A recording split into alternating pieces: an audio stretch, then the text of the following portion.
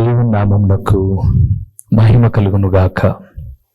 మన ప్రభువును రక్షకుడునునైన యేసుక్రీస్తుల వారి యొక్క ప్రశస్తమైన నామములో దేవుని వాక్యము వింటూ ఆత్మీయముగా బలపరచబడుతూ ఉన్న దేవుని ప్రియబిడలైన మీ అందరికీ కూడా మన ప్రభువును రక్షకుడునునైన యేసుక్రీస్తుల వారి యొక్క ప్రశస్తమైన నామములో హృదయపూర్వకమైనటువంటి వందనములు తెలియచేయచ్చు ఉన్నాను.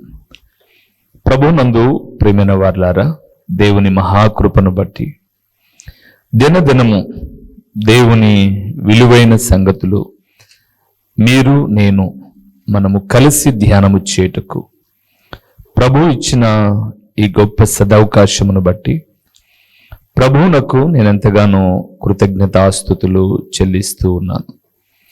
అంత మాత్రము కాక దేవుని వాక్యము నిత్యము ప్రకటించబడుతూ ఉన్నప్పుడు ఎంతో శ్రద్ధగా మీరు వినడము, ఆ వాక్యాన్ని వ్రాసుకోవడము, మరలా వాటిని జ్ఞాపకం చేసుకోవడము అనేది మీ ఆత్మీయ స్థితికి ఉపయోగకరంగా, నాకు దీవెనకరంగా ఉంది అని చెప్పడంలో ఏ విధమైన సందేహము లేదు.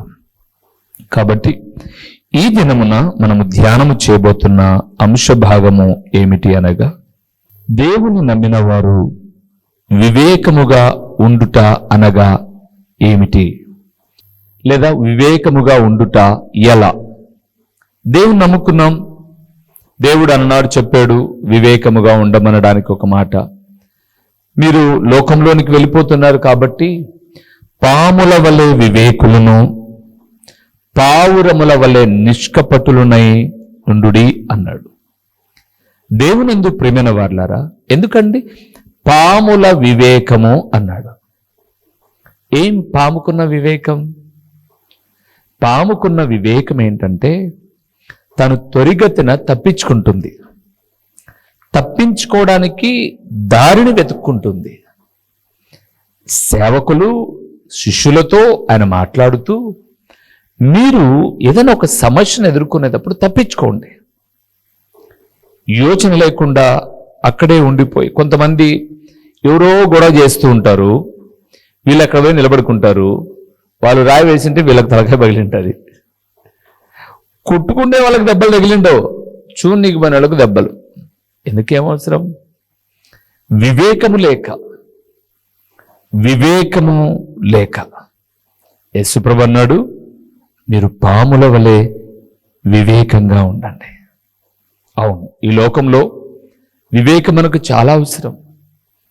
ఎక్కడ ఏం మాట్లాడాలో తెలిసి ఉండాలి. సువార్త చేసేటప్పుడు గుడి దగ్గరికి వెళ్ళి యేసే దేవుడు అని అంటే ఏమవుతుంది? ఇంకో చోటుకెళ్ళి అవి వివేకం కాదు, అవివేకం. ఇది రాయి, ఏం వాళ్ళకి తెలియదు రాయి అని. రాయి అని వాళ్ళకి తెలియదండి. నువ్వు చెబితే గానీ రాయి అని తెలీదా? వాళ్ళకు తెలుసు, కానీ తెలిసిన వాళ్ళ దగ్గరికి వెళ్ళి ఇంకా నువ్వు మళ్ళీ లేనిపోని సమస్య తెచ్చుకో. వివేకం. సో వివేకం ఎలాగో ఉంటుందో, లేదా వివేకి అనబడేవాడు ఎలాగుంటాడు, బైబిల్ గ్రంథంలో చాలా విషయాలు చెప్పాడు. కొన్నింటిని నేను మీకు చెప్తాను ఈరోజు, ఇంకోసారి కూడా కొన్ని చెప్తాను. మొదటి విషయానికి వద్దాం, 11వ అధ్యాయానికి వద్దాం. సామెతల గ్రంథం 11వ అధ్యాయము 12వ వచనాన్ని చూద్దాం ఒకసారి. 11, 12 వివేకి ఎలాగుంటాడో చూద్దాం. యథార్థవంతుల 11వ అధ్యాయం 12వ వచనం, తన పొరుగు వారిని తృణీకరించువాడు బుద్ధి లేనివాడు, వివేకి అయిన వాడు మౌనముగా నుండును. మొదటిది ప్రియులారా, దేవుని నమ్మిన వివేకి ఎలా ఉండాలి అంటే, వివేకి అయిన వాడు మౌనముగా ఉండును అన్నాడు. మా రాయలసీమలో ఒక మాట ఉంది, ఊరకున్నంత ఉత్తమము బోడుగుండంత సుఖము ఏమీ లేవంట. ఏంటి బోడుగుండు ఎందుకు అంటే, ఇక నీళ్లు పోస్తే తవ్వాలేం అవసరంలా, నూనె ఏం అవసరంలా, దువ్వెనేం అవసరంలా, ఆ ఫ్యాన్ దగ్గర నిలబడాల్సిన అవసరంలా. అది ఆ బోడుగుండు ప్రభావం. ఊరకుండడం అంత ఉత్తమము అని. ఇక్కడ అన్నాడు వివేకి మౌనంగా ఉంటాడు. ఆ మధ్యకాలం నేను ఒక మాట చెప్పాను మీకు, జ్ఞాని మౌని అని. జ్ఞాని అనబడేవాడు మౌని. కొంతమంది చూడండి, మనం ఎన్నో మాట్లాడుతుంటాం, వాళ్ళు ఏం మాట్లాడరు. అందుకే బైబిల్ గ్రంథం కూడా సెలవిచ్చింది, ఒకడు మూర్ఖుడైనా సరేనట మౌనంగా ఉంటే జ్ఞానిగా ఎంచబడతాడట. అందుకే నా ప్రభు అన్నాడు, యాకోబు రాసిన పత్రిక 1:18-19 వచనాలు మనం చదువుకుంటూ వెళ్తే అంటాడు, మీలో ప్రతి మనుషుడు మాటలాడుటకు నిదానం, వినుటకు వేగిరపడాలి అన్నాడు. వినుటకు వేగిరపడువాడును మాటలాడుటకు నిదానించువాడునే ఉండాలి అన్నాడు. కానీ మనం ఎక్కడ అన్ని విషయాల్లో మాట్లాడడానికే ఇష్టపడతాం. మనం మాటలాడుట మనకు చాలా ఇష్టం. అయితే ఇక్కడ అన్నాడు వివేకైన వాడు మౌనంగా ఉంటాడు. నేను వైద్యులను అబ్జర్వ్ చేస్తానండి. గొప్ప చదువు చదివిన వాళ్ళు కదండి, ఎంత మౌనంగా ఉంటారు చూడండి. మనం ఒక 50 మాటలు మాట్లాడితే ఒక్క మాట మాట్లాడతాడు. మనం ఏమంటామంటే తలనొప్పి, కడుపు నొప్పి, ఇంకా ఇవేమో నొప్పులన్నీ చెప్తాం. ఆయన మౌనంగా నవ్వి అన్నిటికీ ఒక మాత్రం రాస్తాడు. మనం నమ్మి స్వస్థపడ్డం ఒకటే ఉంది మన చేతిలో. అందుకే ప్రభునందు ప్రియమైన వాళ్ళారా, వివేకి అయిన వాడు మౌనంగా ఉంటాడు. కొన్నిసార్లు మౌనంగా ఉండడం చాతగానితనమేమో అనుకుంటాం, కానీ మౌనము అనబడేటటువంటిది ప్రియులారా చాలా గొప్ప ఆయుధం. గొప్ప ఆయుధం. భార్యాభర్తలుగా ఉన్న మీ ఇంట్లో మీ భర్త ఆ రోజంతా ఏం మాట్లాడక మౌనంగా ఉంటే ఎట్లుంటుంది? లేదా మీ భార్య ఏం మాట్లాడక మౌనంగా ఉంటే ఎలాగుంటుంది? లేదా పిల్లలు ఏం మాట్లాడక మౌనంగా ఉంటే ఎలా ఉంటుంది? తల్లిదండ్రులు ఏం మాట్లాడక మౌనంగా ఉంటే ఎలాగుంటుంది? అయ్యో బాబోయ్, మీరు ఎన్ని ఆలోచనలు చేస్తారో ఇంకా మౌనాన్ని బట్టి. అయితే దేవుడు అన్నాడు వివేకి అయిన వాడు మౌనముగా ఉంటాడు. అంటే ఎప్పుడు మాట్లాడాలో ఎప్పుడు మాట్లాడకూడదు జాగ్రత్త వహిస్తాడు అని. రెండవది వివేకి ఎలాగుంటాడో చూద్దామా? అక్కడే సామెతల గ్రంథం 12వ అధ్యాయము 16వ వచనాన్ని ఒక్కసారి చూద్దామా? సామెతల గ్రంథం 12వ అధ్యాయము 16వ వచనం.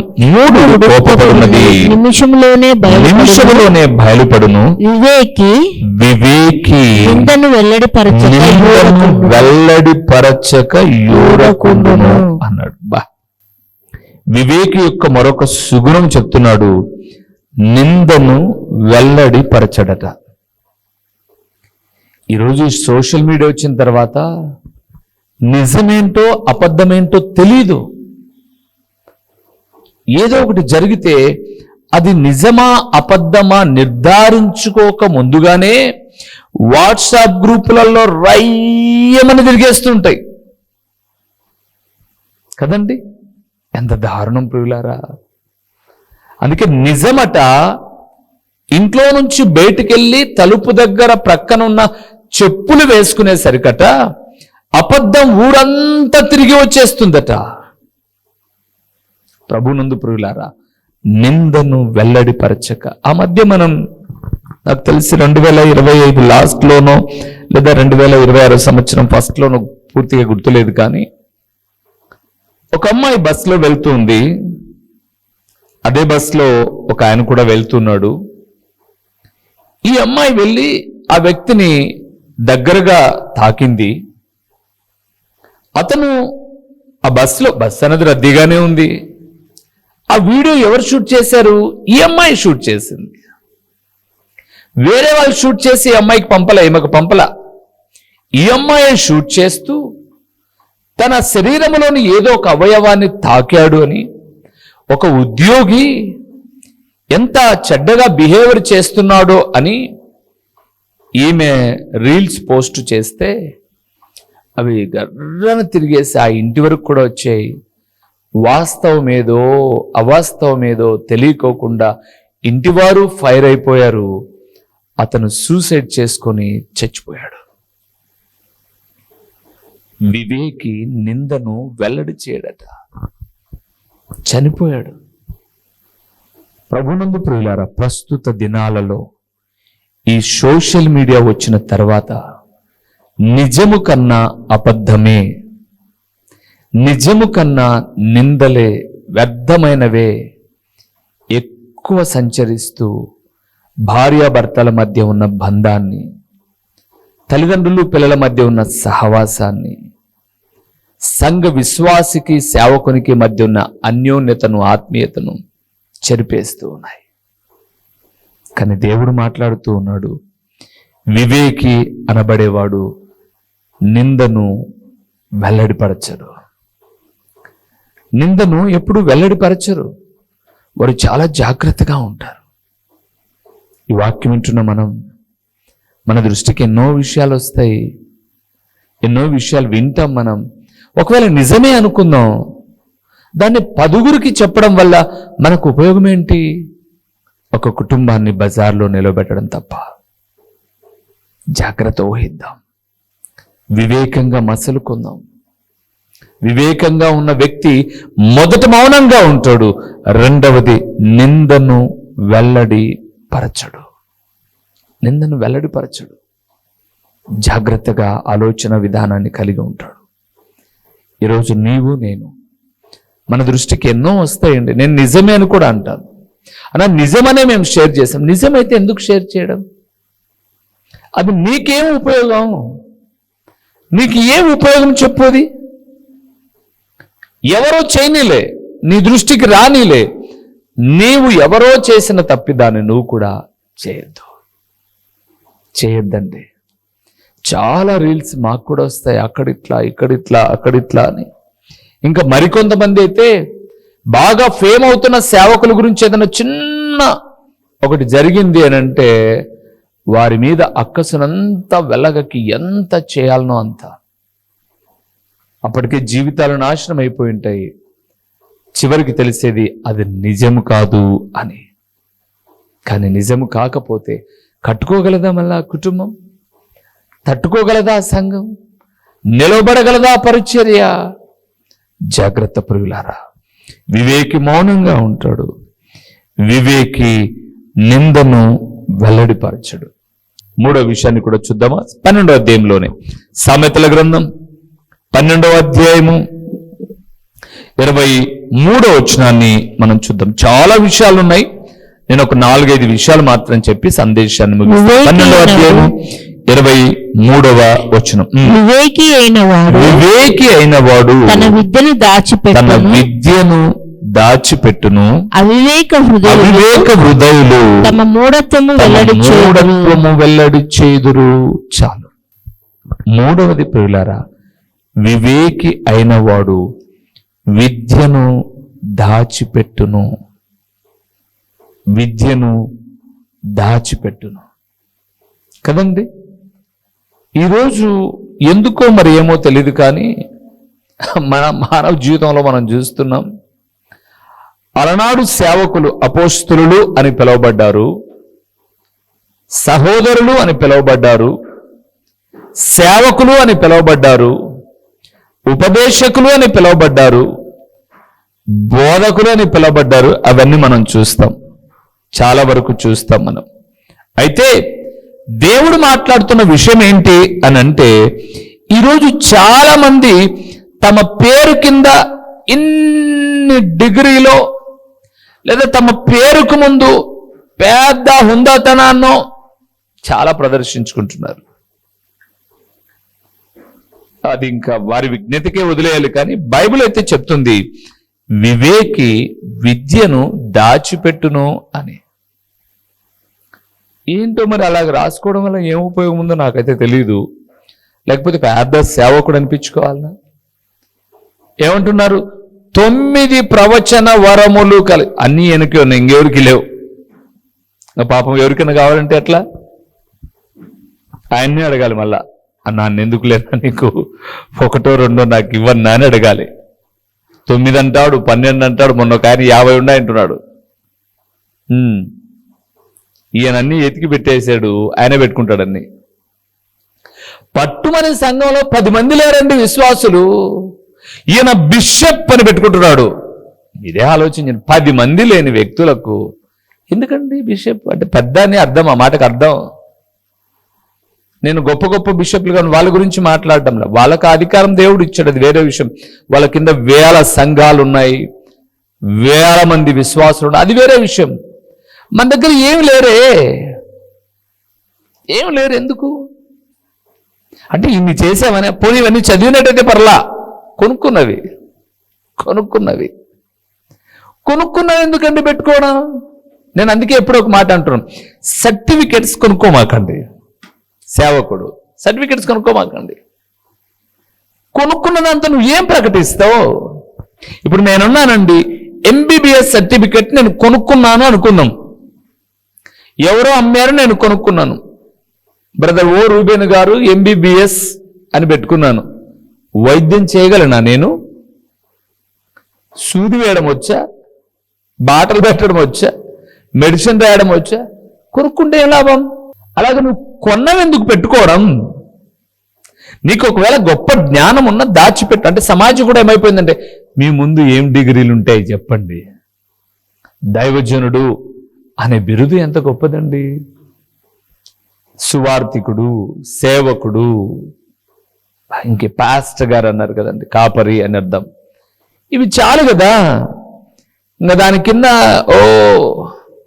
ఏమో అండి, బైబిల్ చెప్తున్నాను నేను. అక్కడ అన్నాడు, వివేకి అయిన వాడు విద్యను దాచిపెడతాడట.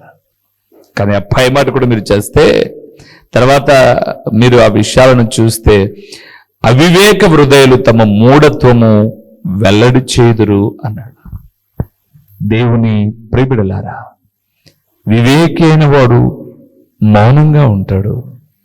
వివేకి అయిన వాడు చాలా చక్కగా మాట్లాడినది, నిందను వెల్లడిపరచడు. వివేకి అయిన వాడు విద్యను దాచిపెట్టను. అవసరమైతే చెప్పు, తప్పేం కాదు. కానీ అనవసరంగా చెప్పాల్సిన అవసరం లేదు కదా. మన పరిధి మనకు ఉండడం అది చాలా అవసరం. ఇంకా వివేకి మరొక లక్షణాన్ని కూడా చూద్దాము. 15వ అధ్యాయము, సామెతల గ్రంథము 15వ అధ్యాయము 32వ వచనాన్ని మనం చూద్దాం. 32వ వచనాన్ని మనం చూద్దాం. శిక్షనందనొల్లని వాడు తన ప్రాణమును తృణీకరించును. గద్దింపును వినువాడు వివేకి అగును. చాలు. 4వది ప్రియులారా, వివేకి గద్దింపును తీసుకుంటాడు, స్వీకరిస్తాడు. వివేకి గద్దింపును స్వీకరిస్తాడు. తిరగబడ్డండి. ఈరోజు తిరగబడుతున్న స్వభావమే బైబిల్ గ్రంథం సెలవిస్తున్న మాటను మనం చూస్తున్నప్పుడు, మేలు కోరి స్నేహితుడు గాయము చేయును అన్నాడు. తండ్రి తనకిష్టమైన కుమారుణ్ణి గద్దిస్తాడట. కానీ ఈరోజు గద్దిస్తే సంఘాల్లో విశ్వాసం ఉండట్లా. ఆ రోజండి నేను చదువుకునేటప్పుడు, చిన్నగా ఉన్నప్పుడు నాకు బాగా గుర్తు, సార్ బాగా కొట్టాడు. హోంవర్క్ చేయలే, చదువుకులో కొట్టాడు. ఇంటికి వచ్చి మా నాన్న చెప్తే, మా నాన్న అన్నాడు, ఎక్కడ కొట్టాడు? చంపకు కొట్టాడు. ఒక చెంపకే కొట్టాడు, 2 చెంపలు కొట్టాడు. ఈ చెంపకే పెటా అట్లనా ఈ చెంప మా నాన్న కొట్టినాడు. సారు మీద చెప్తారో కంప్లైంట్, నువ్వు చదవకపోగా ఆయనకు విద్య తెలీదా అన్నాడు. ఇంకా మళ్ళా ఏం చెప్తాం? ఇంకా ఈరోజు పిల్లవాడిని 1-2 ఏట్లు కొడితే TV9, ABN, సాక్షి, TV5 అన్ని తీసుకొని స్కూల్ కడిగిపోతున్నారు. సరే, విద్య దగ్గరికి అలాగొద్దాం, అది వేరే విషయం. పాస్టర్ కొట్టాడు కదండి, అమ్మో కొట్టకపోయినా గద్దిస్తాడంట అందులో. అయితే ఇక్కడ అన్నాడు చూడండి, గద్దింపును వినువాడు వివేకి అవును. నాతాను అనబడేటటువంటి పాస్టర్ గారు వెళ్ళి దావీదును అంటున్నాడు, నీవే ఆ మనుషుడవు, నీవే ఆ తప్పు చేసింది అన్నాడు. గద్దింపును విన్న దావీదు వివేకము పొందుకున్నాడు. ఇశ్రాయేలులో నేను రాజుగా చేసినందుకు దేవుడు పశ్చాత్తాపడుతున్నాడు. ఏంటి నువ్వు చేసింది సౌలు రాజు అని సమూయేలు అంటే తిరగబడ్డాడు. జీవితం కూడా తిరగబడింది చూడండి. కానీ దేవుని వాక్యం అంటుంది వివేకి గద్దింపును వింటాడు.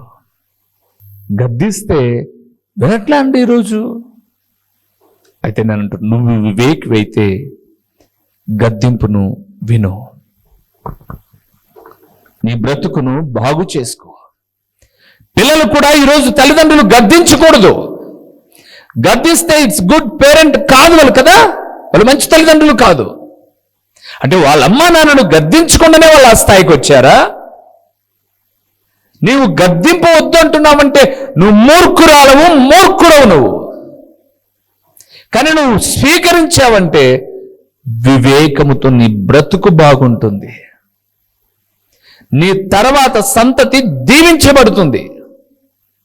కానీ ఈరోజు గద్దింపు ఎవ్వరికీ వద్దు. నేను ఈ విషయం గురించి ఎన్నో విషయాలు చెప్పగలను మీకు. ఒక మాట చూడండి, హెబ్రీయులకు రాసిన పత్రికలో ఏమన్నాడో ప్రభు, ఎంత చక్కగా ఈ మాట మాట్లాడుతున్నాడో. కానీ ఈరోజు సమాజానికి అది అర్థం కావడం లేదు ప్రియులారా. సమాజానికి అది అవసరం లేదు అన్నట్లుగా ఉండిపోయారు చాలా మంది. మరి వారి జీవితాలు ఎప్పుడు బాగుపడతాయో, ఎప్పుడు దీవెనకరంగా ఉంటాయో అర్థం కానటువంటి పరిస్థితి ప్రభునందు ప్రియులారా. చాలా చక్కటి విషయాలు మనం హెబ్రీయులకు రాసిన పత్రికలో చాలా విషయాలు మనం చూడవచ్చు. అయితే నేను 1-2 మాటలు చెప్తాను వినండి. 12వ అధ్యాయానికి వద్దాం. హెబ్రీయులకు రాసిన పత్రిక 12వ అధ్యాయము 5-6 వచనాలు ఒకసారి మనం చూద్దామా? 5-6. నా కుమారుడా, ప్రభువు చేసి తృణీకరించకుము, ఆయన నిన్ను గద్దించినప్పుడు విసుకకుము. ప్రభువు తాను ప్రేమించి వారిని శిక్షించి తాను స్వీకరించి ప్రతి కుమారుని దండించును చాలు. ఏమంటున్నాడండి? ఎవరినైతే దేవుడు ప్రేమిస్తాడో వారిని గద్దించి శిక్షిస్తాడట. నువ్వు విసుకోగాకు అన్నాడు. కానీ నువ్వు చేస్తున్నదేంటి? నేను విసుక్కుంటా. విసుక్కో, నీ బ్రతుకు కసువు దిబ్బలో పడేసినట్టు అయిపోతుంది. ఇంట్లో జాడు కొడతాం కదండి పొరక తీసుకొని, అదంతా మనం దొబ్బేటప్పుడు విసుకుంటుంటాం. అక్కడ పేపర్లు పడ్డాయి, ఇక్కడ ఇది పడ్డాయి అని పిల్లలను విసుకుంటుంటాం. సరే విసుకుంటే విసుకున్నాం, దొబ్బిన కసు అంతా తీసుకెళ్లి దిబ్బలో పడేస్తాం. నీ బ్రతుకు అలాగుంది ఇలాగుంది అని అంటున్నప్పుడు సరి చేసుకోవాల్సిన నీవు మరలా తప్పిదం చేయకోకుండా జాగ్రత్త పడకపోతే కసు దిబ్బలో పడింది, నీ బ్రతుకు నరకంలో పడుతుంది. నువ్వు వివేకివైతే విసుకోను. కానీ ఈరోజు ప్రతి ఒక్కరికి విసుకండి, ప్రతి ఒక్కరికి విసుకు. పైపెచ్చి ఏమంటారంటే, మేము సంఘంలో నుంచి వెళ్తే ఎట్లా బ్రతుకుతాడో చూద్దాం, మేమిచ్చే కానుక లేకపోతే ఎట్లా జీవిస్తారో చూద్దాం. మమ్మల్ని అట్లా చాలా మంది భయపడిస్తుంటారండి, భయపడిస్తూనే ఉన్నారు. అయితే నేను ఒక మాట చెప్తాను, వాళ్ళు నన్ను ఎవ్వరూ సేవకు పిలుచుకొచ్చి దేవుని సేవ అప్పగిలే. నన్ను సేవకు పిలిచిన వాడు అయోగ్యుడను అపాత్రుడనైన నన్ను నా ప్రియ ప్రభుల వారు తన స్వరక్తాన్ని చిందించి యోగ్యునిగా ఎంచి అర్హమైన పాత్రగా తన పరిచర్యలో వాడుకుంటున్నప్పుడు తప్పును తప్పు అని చెప్పవలసిన బాధ్యత, గద్దించవలసిన బాధ్యత నా మీద ఉంది. నేను అందుకే ఎప్పుడో ఒక మాట అంటుంటాను, నాలో కూడా బలహీనతలు ఉన్నప్పుడు, ఈ వాక్యము నన్ను కూడా దర్శిస్తూ ఉన్నప్పుడు ఎప్పటికప్పుడు నేను కూడా సరి చేసుకోవాల్సిందే. అందుకే రెండంచులు కలిగిన వాడి అయిన ఖడ్గము అంటే ఈ బోధించే వాడికి లేదని కాదు, నీకు ఎలాగే వాక్యము చెందుతుందో బోధించే నాకు కూడా ఇది. మరి నేను కూడా విసుకోకూడదు. నేను ఒక తప్పిదాన్ని గద్దించి అదే తప్పిదం నేను చేస్తే దేవుడు నన్ను గద్దించడా? అందుకే వివేకి మౌనంగా ఉంటాడు, వివేకి నిందను వెల్లడిపరచడు, వివేకి విద్యను దాచిపెట్టడు, వివేకి గద్దింపును విని సరిచేసుకుంటాడు. ఇంకొక మాట చదివి ముగిచ్చేస్తానే. 14వ అధ్యాయం సామెతల గ్రంథంలోనే 14వ అధ్యాయము 15వ వచనము ఒకసారి చూసి ముగించేద్దాం, సమయం అయిపోయింది. ఊరికి చదువుతాను, ఇంకోసారి కొన్ని విషయాలు చెప్తాను. జ్ఞానం లేనివాడు ప్రతి మాట నమ్మును, వివేకి అయిన వాడు తన నడతలను బాగుగా కనిపెట్టును. చాలు ప్రియులారా, ఇంకా చాలా ఉంది, సందేశం అయిపోలేదు, ఇంకోసారి చెప్తాను, సరేనా? వివేకి తన నడత మంచిదో కాదో జాగ్రత్తగా కనిపెడతాడు. ఇప్పుడు నేను చెప్పినప్పుడు నువ్వు కరెక్ట్ లో వెళ్ళలేదు అంటే కరెక్ట్ వెళ్తున్నాడో లేదో మీకు తెలియదా అండి? ఏమన్నా ఇందాక నేను వాక్యం చెప్పాను కదా, మాకే అంటున్నారు, మీకేనా ఎలాగ తెలిసింది? నీ నడత బాగలేదు కాబట్టి నీకు తెలిసింది. మరి నీకు బాగలేని నడతను ఏం చేసుకోవాలి? నువ్వు బాగు చేసుకోవాలి. బాగు చేసుకోవాల్సిన నీవు తిరగబడుతున్నావంటే నువ్వెవరివి? మూర్ఖుడవు, మూర్ఖురాలవు. వివేకైతే నడతను బాగు చేసుకుంటాడు. దేవునందు ప్రియమైన వాళ్ళారా, మరలా ఒకసారి ధ్యానం చేద్దాం. వివేకి అయిన వాళ్ళం మౌనంగా ఉందాం, నిందను వెల్లడిపరచద్దు, విద్యను దాచిపెడదాం, గద్దింపును విందాం, నడతను సరిచేసుకుందాం. నడత అంటే ప్రవర్తనను సరిచేసుకోవడం, ప్రవర్తనను దిద్దుకోవడం, బాగు చేసుకోవడం. అప్పుడు ప్రభువు ఆశీర్వదిస్తాడు. అందుకే ప్రభువు చెప్పాడు, మీరు పాముల వలె వివేకులను. ప్రార్థన చేసుకుందాం. మహోన్నతుడైన దేవా, మహాగణుడైన పరలోకపు తండ్రి, మీ ఘనమైన నామమునకు స్తోత్రములు చెల్లిస్తూ ఉన్నాము నాయనా. నమ్మదగిన దేవా, ఎంత గొప్ప దేవుడవు తండ్రి నువ్వు.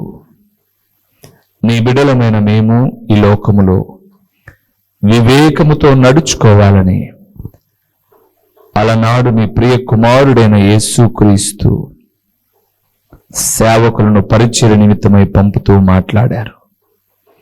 అదే మాటలు ఈరోజు మేము జ్ఞాపకం చేసుకుంటున్నప్పుడు వివేకి యొక్క స్వభావాలేంటో మీరు మాట్లాడుతూ ఎన్నోనైనా ఈ రోజుకైతే కొన్ని విషయాలు మేము ధ్యానం చేశాం. మా జీవితంలో ఈ మాటలను అన్వయించుకొని మేము వివేకముతో మసలుకోవడానికి సహాయము చేయండి. అవివేకులముగా, మూర్ఖులముగా, తిరుగుబాటుదారులముగా ఉండకోకుండా జాగ్రత్తతో మా బ్రతుకును నిలబెట్టుకోవడానికి సహాయము చేయండి. ఈ వాక్యం విన్న మా ప్రియులు ఎవరైనా ఈ వాక్యానికి భిన్నముగా ఎక్కడ ఉన్నా నేడే సరి చేసుకోవడానికి కృపనివ్వండి. అటు స్థితిలో నన్ను కూడా నిలబెట్టండి. ప్రకటించిన ఈ పరలోకపు సంగతులు వ్యర్థముగా పోకుండా సారవంతమైన నేలను పడిన విత్తనం వలె 30 60 100 ఫలింపచేసి మీ ఘననామమునకు మహిమ ఘనత ప్రభావములు మీరు కలుగు చేసుకునుమని యేసు నామములో అడిగి పొంది ఉన్నాము తండ్రి. ఆమేన్.